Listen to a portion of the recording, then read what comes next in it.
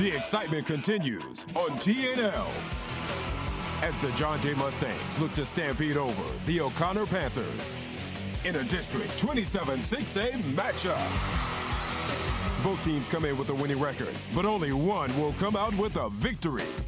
Get ready, the battle for district starts here on Thursday Night Lights.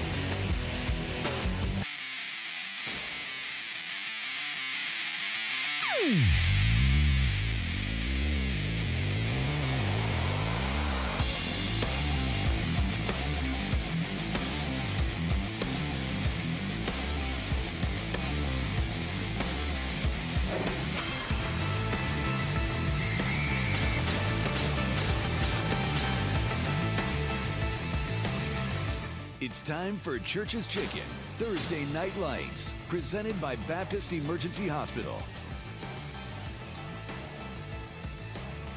Welcome to Ferris Stadium, everybody. It's Church's Chicken, Thursday Night Lights.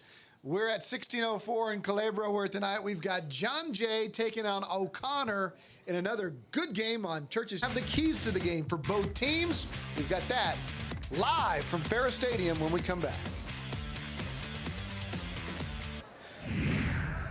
They might be in the end zone already. That kid from J number 8 has done a great job running guys down by himself. He has, and then, you know, on the O'Connor side, Brandon Bradford is playing on guts and guile right now. We saw him leave with a wrist or hand injury earlier. He was back in there, and he get dragged down from behind. Looked like he limped off the field. So, you know, again, it might wreak havoc with O'Connor's running game because they're thin at fullback. They're already into their second string running back.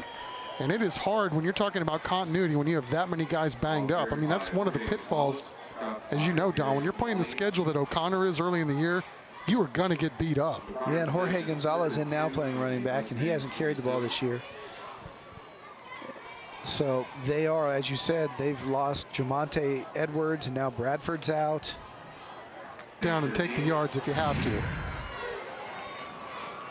So it's still 1st and 10. O'Connor can get another first down at the 4.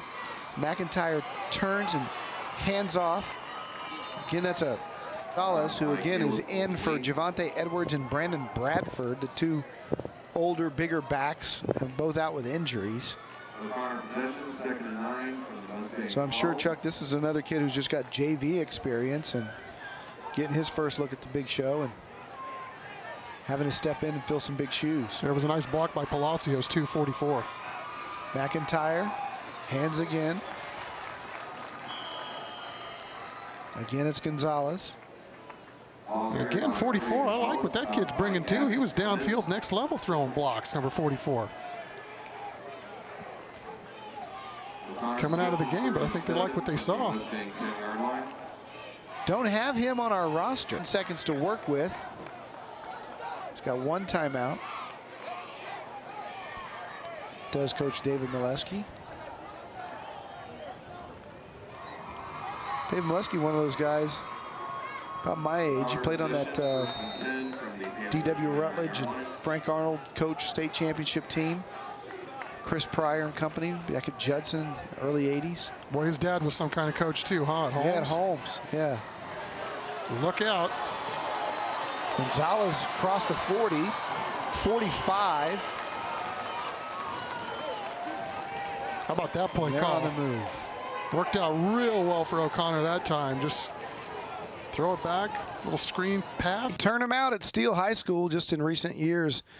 Malcolm Brown and Justin Stockton and Jordan Stearns has started at safety for Oklahoma State. Looks like they got another one there in Mark Jackson. Right now, though, it's time for Hector Ledesma's profile of our Scholar Athlete of the Week. Jonathan McIntyre's shotgun hands to Gonzalez. Looks like he was about an inch short. And Gonzalez, of course, in there for Jamonte Edwards and Brandon Bradford, who both fighting off injuries. Gonzalez will come out. 44, 8 minutes when they snap it on 2nd and 15. And there's a draw to Gonzalez, and he's met right there and gets just past the line of scrimmage, and it's going to be a fake punt. I think Molesky had a little Judson in him, huh? Gonzalez to the 15, to the 10, to the 5, inside the 5. That young man's growing up right before our eyes. Well, they need a drive more than anything and get your running game going. How about that? Young man stepping up and really making a play. Trey Fontenot with the tackle. Jorge Gonzalez getting his first substantial playing time tonight because of injury. And I tell you what, he's not as big as those other backs, but he's showing he can run. Yeah. Yeah, Fontenot shaking off that block to make the play. Otherwise, that's going to the house. First and goal for the Panthers inside the Six Flags Fiesta Texas red zone. And Gonzalez scores. Touchdown, Panthers. And O'Connor just may have sealed the deal here at Ferris Stadium. 2-yard touchdown run by Jorge Gonzalez.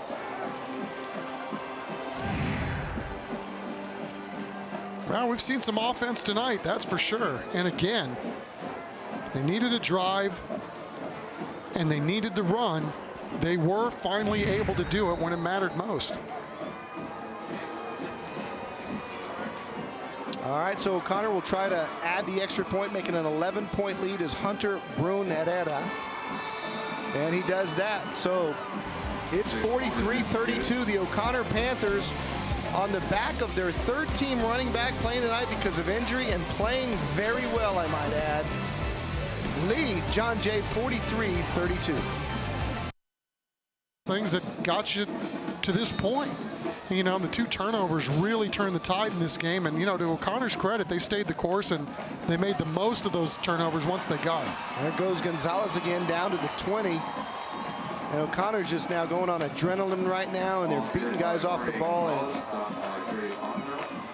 Jay looks to be a little tired.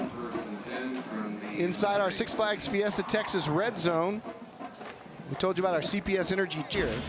It's McIntyre hands to Gonzalez again, and Gonzalez is doing some tough running. Urson Mandujano with the tackle. But Chuck, you can just see that they're kind of feeling their oats right now, the O'Connor Panthers. They're like better late than never, but look back to those 2 turnovers, how that kind of stemmed the tide and then gave O'Connor life and got him back in the ball game. Yep, 2 turnovers and a couple of false starts, you know, when they had chances to sustain drives, but they're a young team, and Moses Reynolds is on. And it makes the game infinitely interesting when you're watching it. There's Gonzalez again, this time inside the 10, and O'Connor looking forward to just putting this away now with 2:17 left. Got an interesting call, Chuck. Player of the game tonight. We got Lunsford had a huge game. Are really, really worthy. I just like the fact that McIntyre, you know, really they put everything on his back when things really went south in this game, and he absolutely delivered. And there's another horse collar. It's like the second one we've seen on this drive. O'Connor possession, second and goal at the Mustang 4-yard line.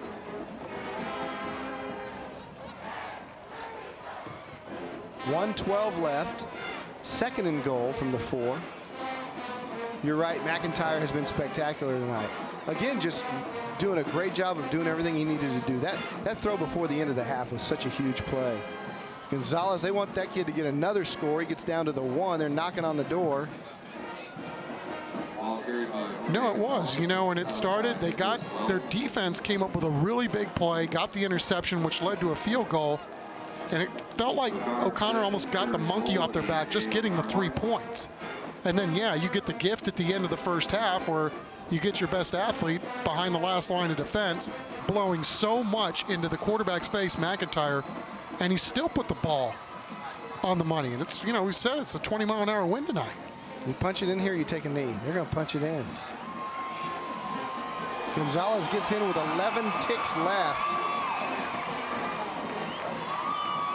And the score is, this was a back and forth football game, and O'Connor's going to end up hanging half 100. And it really wasn't that close. I mean, that much of a blowout. No, there's no question. I mean, we talked about the fact that the mighty Steel Knights, how many times did they cash in against this defense? Yep. Extra point is up and good. Extra point attempt is good. And that brings us to a score of 50-32 with 10 seconds to go. With the O'Connor Panthers really coming on here in the fourth quarter. Which brings us to time for our banner play of the game. Dixie, the immovable object. That's right, irresistible force and the immovable object. Yeah, this guy was a force on the very first play of the game. Brandon Bradford taking it to the house. O'Connor scored early, I mean real early, on the first play of the game to go up 6-0. And then it was the Moses Reynolds show for basically the rest of the first half. Threw for a couple of touchdowns tonight, ran for a couple of touchdowns. Moses Reynolds, the junior quarterback, whose brother's already a star at Texas A&M, showing us that this guy is going to be an unbelievable college recruit next year as a senior. Jay took a pretty impressive lead in the first half. The O'Connor Panthers bounced back right before the half. Jonathan McIntyre went deep to Darryl Godfrey. That really brought the momentum into their locker room at halftime. They came out gunning in the third quarter. Lunsford, the tight end, had 2 big catches, and then their defense made 2 huge plays, 2 huge interceptions. That one right there led to the go-ahead touchdown. Caleb Williams with that pick right there. And you took a look at the stats, Chuck, and it was a fun one with all the yardage put up. No, it really was, and a big, strong tip of the cap to the O'Connor defense. You know, they gave up another touchdown to start the third quarter, but yet they pretty much stoned them after that. And I think we expected to see a lot of yards from the John Jay offense tonight, 384 all told. Wow, 448 for O'Connor. That is something else, and to think that most of those came in the air, absolutely astounding. Not O'Connor-esque by nature. Let's head down to the sidelines. They're setting up for a big band performance, so we're on the sidelines. David Chancellor with those O'Connors.